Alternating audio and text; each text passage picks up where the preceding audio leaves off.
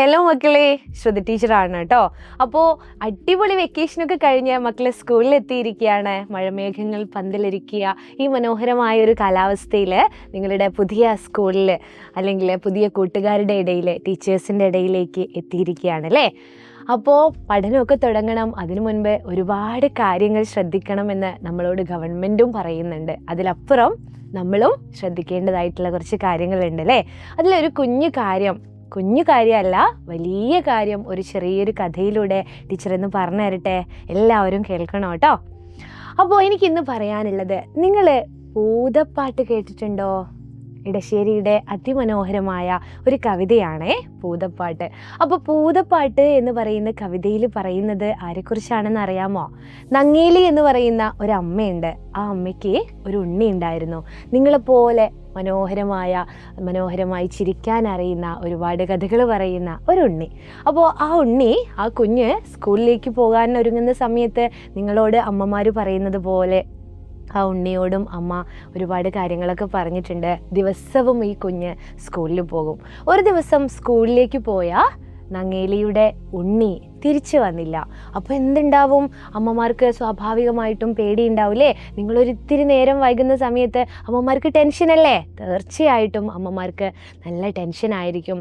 അപ്പോൾ നമ്മുടെ ഉണ്ണിയെ കാണാഞ്ഞ് അമ്മ എവിടേക്കാണ് പോകുന്നതെന്നറിയോ? അമ്മ മനസ്സിലാക്കുകയാണ് കാട്ടിലൊരു ഭൂതമുണ്ട് എന്ന്. എല്ലാവരും പറഞ്ഞു കേട്ടതുപോലെ തൻ്റെ ഉണ്ണിയെ ഭൂതം പിടിച്ചു എന്ന് അമ്മ മനസ്സിലാക്കുകയാണ് കേട്ടോ. അങ്ങനെ അമ്മയുടെ യാത്ര എവിടേക്കായിരിക്കും? ഭൂതത്തിൻ്റെ അടുത്തേക്കാണ്. ഭൂതത്തിനോട് അമ്മ പറയും, എനിക്ക് എൻ്റെ ഉണ്ണിയെ തിരിച്ചു തരണം എന്ന്. പക്ഷേ ഭൂതം എന്ത് പറയും? ഭൂതത്തിന് വലിയ ഇഷ്ടമാണ് നമ്മുടെ കുഞ്ഞുങ്ങളെയൊക്കെ. അപ്പോൾ ഒരുപാട് ഇഷ്ടമായിട്ടാണ് ഈ ഉണ്ണിയെ ഭൂതം എന്ത് ചെയ്തത്? തട്ടിക്കൊണ്ടുപോയത് അല്ലേ. അപ്പോൾ ഭൂതം കൊടുക്കില്ല. ഭൂതം പലതരത്തിലും അമ്മയെ പേടിപ്പിക്കാൻ നോക്കി.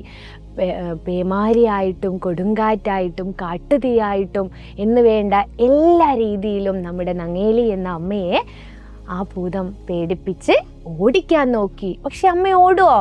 ഇല്ല അല്ലേ. നിങ്ങളെയൊക്കെ നഷ്ടപ്പെട്ടാൽ, അല്ലെ ഒരു നേരം കാണാതായാൽ അമ്മമാർ എന്ത് റിസ്ക് എടുത്തിട്ടും നിങ്ങളെ തിരിച്ചു കൊണ്ടുവരാൻ നോക്കില്ലേ. അതുപോലെ നമ്മുടെ ഉണ്ണിയെയും ആ അമ്മയ്ക്ക് വേണം. അതുകൊണ്ട് നമ്മുടെ ഭൂതത്തിനോട് ഒരുപാട് പറയും അല്ലേ.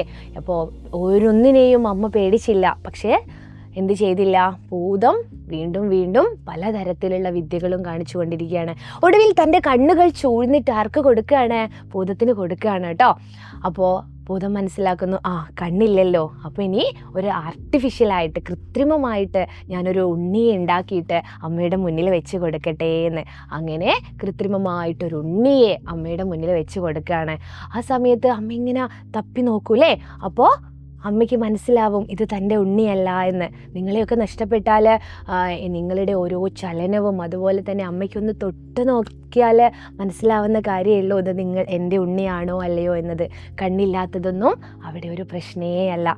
അങ്ങനെ ആ അമ്മ മനസ്സിലാക്കുകയാണ് ഇത് തൻ്റെ ഉണ്ണിയല്ല, ഭൂതം പിന്നെയും തന്നെ പറ്റിക്കുകയാണ് എന്ന്. അപ്പോൾ ആ ഭൂതം തന്നെ ഞെട്ടിപ്പോവുകയാണ് അല്ലേ. കണ്ണ് നൽകി, തൻ്റെ സ്വന്തം തൻ്റെ കണ്ണുകൾ നൽകിയിട്ട് കുഞ്ഞിനെ തിരിച്ചു തരണം എന്ന് ആര് പറയാണ്? നമ്മുടെ അമ്മ പറയുന്നത് കേട്ടിട്ട് ആ മാതൃശക്തി കണ്ടിട്ട് അമ്മയ്ക്ക് ഭൂതത്തിന് അത്ഭുതം തോന്നുകയാണ്.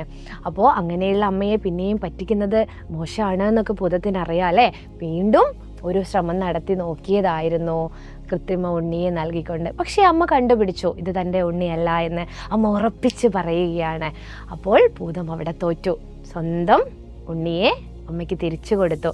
പക്ഷേ ആ ഭൂതം പറയുന്നുണ്ട്, ഞാൻ എല്ലാ വർഷവും വന്ന് ഈ ഉണ്ണിയെ വന്ന് കണ്ടോട്ടെ എന്ന്. അതിനുള്ള സമ്മതമൊക്കെ അമ്മ കൊടുക്കും. പക്ഷേ എന്ത് ചെയ്യുന്നുണ്ടെന്നറിയോ? മനഃപൂർവ്വം തൻ്റെ വീട്ടിലേക്കുള്ള വഴി പറഞ്ഞു കൊടുക്കാൻ അമ്മ മറക്കുന്നുണ്ട്. അപ്പോൾ ഇതാണ് കഥ. അന്നുണ്ടായിരുന്നത് ഭൂതമായിരുന്നു അല്ലേ. കുട്ടികളെ തട്ടിക്കൊണ്ടുപോകുന്ന ഭൂതമായിരുന്നു. പക്ഷേ മക്കളെ, എനിക്കിന്ന് നിങ്ങളോട് പറയാനുള്ളത്, ഇന്നുള്ളത് ഭൂതമല്ല, ഭൂതമാണ്.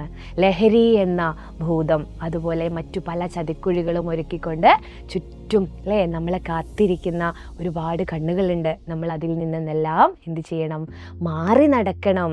അതിന് വേണ്ടിയിട്ട് അമ്മമാരോടും കൂടിയാണ്, അച്ഛന്മാരോടും കൂടിയാണ് എനിക്കിത് പറയാനുള്ളത്.